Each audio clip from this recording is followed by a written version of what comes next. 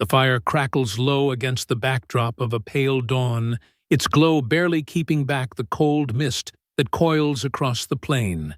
A clan huddles together, their bodies tense, eyes darting, not because of an approaching predator, but because of something deeper, the struggle to understand one another.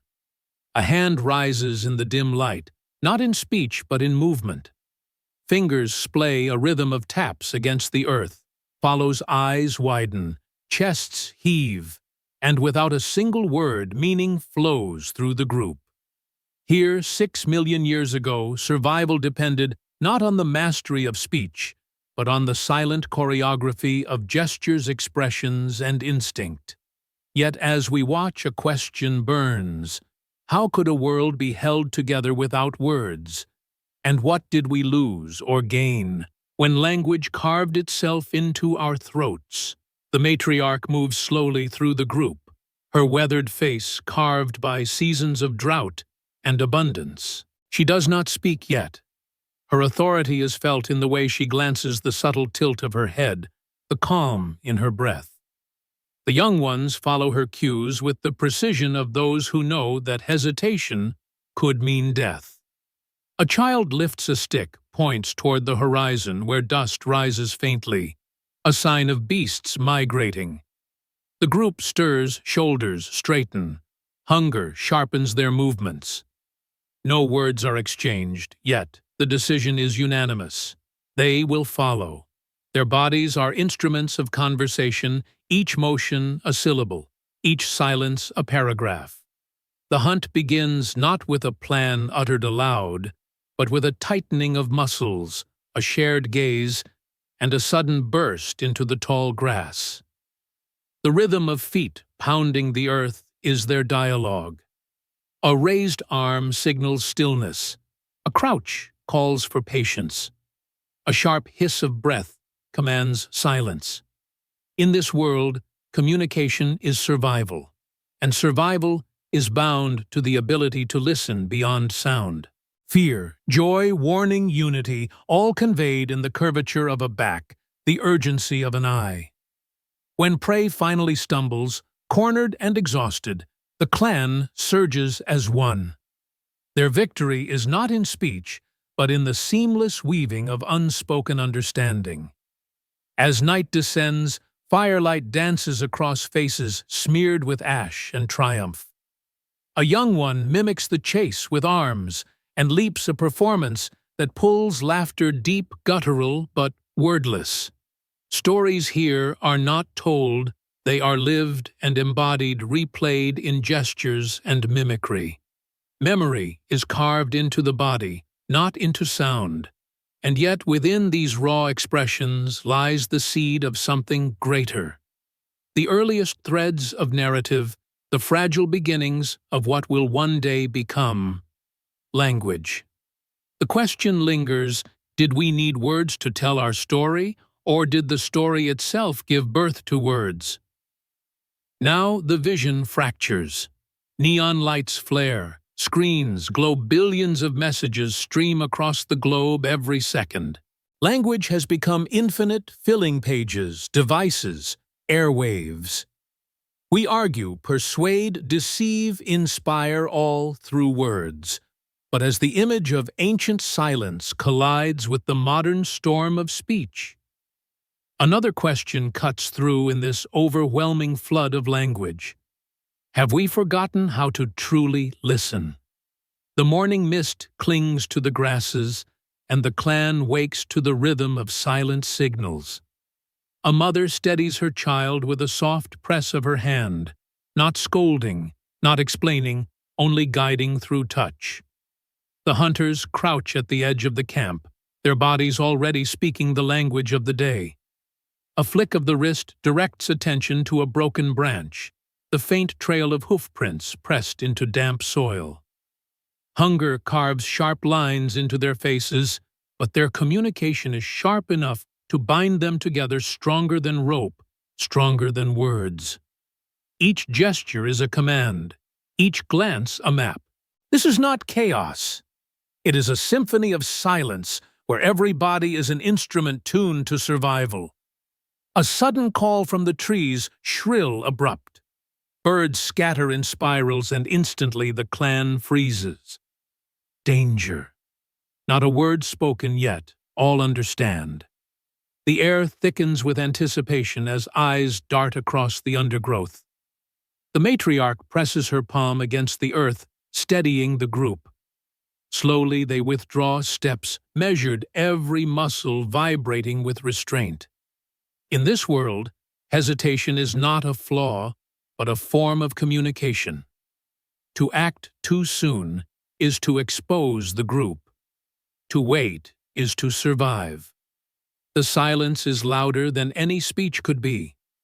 Later, as the sun climbs higher, the clan encounters another group across the plain. Distance shrinks, tension builds. There are no speeches, no declarations, only postures. One group raises their arms, showing empty hands, peace. The other tilts their heads back, exposing throat submission or invitation. A standoff built on silence, a fragile treaty, written in body language. The outcome is uncertain until the smallest of gestures, a child offering a piece of fruit, dissolves the tension. A truce is born without a single word. The weight of such encounters reminds us language was not born from luxury, but from the need to survive conflict without blood. Nightfall again, firelight flickers across painted skin. The hunters replay the day's events not in sentences but in reenactments. Arms mimic the flight of birds, hands mimic the stomping hooves of prey. Faces contort to show fear, victory, and relief. Around the flames, stories are embodied, not spoken.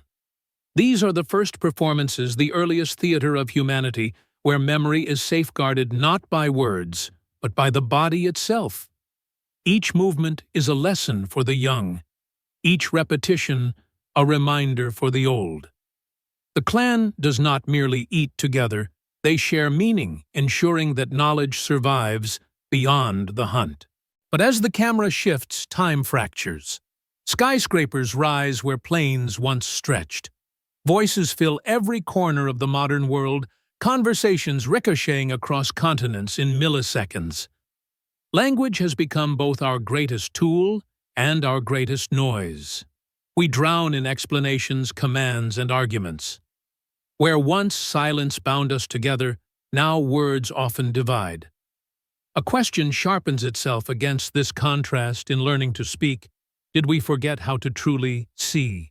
To watch the subtleties in a glance, the urgency in a gesture, the truth in silence. The clan moves again, their bare feet pressing into soil that still remembers the weight of mammoths. The elders walk slower, yet their presence commands respect without utterance. They lift their chins to the horizon, squinting into the blaze of the sun, and the younger ones understand rest will come only after the water is found. There are no debates, no spoken plans, only a shared intuition, carried from body to body like a flame. A gesture becomes law, a glance becomes direction. The invisible fabric that binds them is woven not from syllables, but from presence. In this age, silence is not emptiness, it is power. When danger reappears, it comes not with sound, but with movement. A shadow slithers through tall grass, its shape betraying the predator beneath. The clan reacts as one. The youngest are drawn into the center shields of bone and wood, raised in instinctive defense.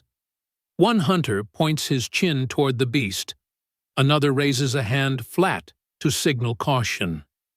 Their bodies tighten, muscles coil, and together they wait. The predator hesitates, perhaps confused by the harmony of the group. In silence they appear larger, stronger, more united than they truly are. And so the predator withdraws. The victory belongs not to strength, but to communication, wordless, invisible, yet undeniable. At the river, they kneel to drink. Ripples scatter, fish dart away, and in this moment, the clan is reminded of their bond. They communicate not only danger, not only the hunt, but also the tenderness of existence. A mother combs insects from her child's hair, humming low, but not in words, a melody carried by breath. An elder runs his fingers over carved bones, sketching stories in the air for the children. They learn without lessons, remember without language. The essence of human connection was born not in speech, but in touch, rhythm, and gesture. In this silence, meaning is deeper than words could ever reach. Yet, the vision fractures once more.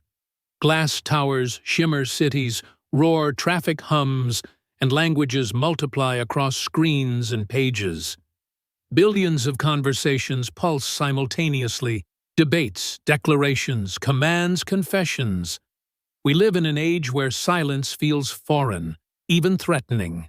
But the question remains, did our ancestors lose something when they gained words? For in their silence was unity, and in our words too often there is division. The same gestures that once preserved life have now been replaced by endless streams of language, sometimes sharp enough to wound more deeply than any predator's teeth.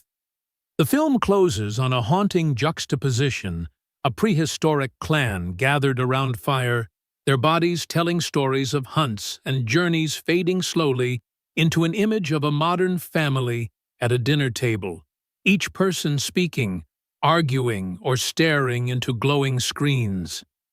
The contrast is stark, the silence of the past echoing louder than the noise of the present. And the unspoken question lingers, if survival once depended on silence, what will our survival depend on now in a world drowning in words?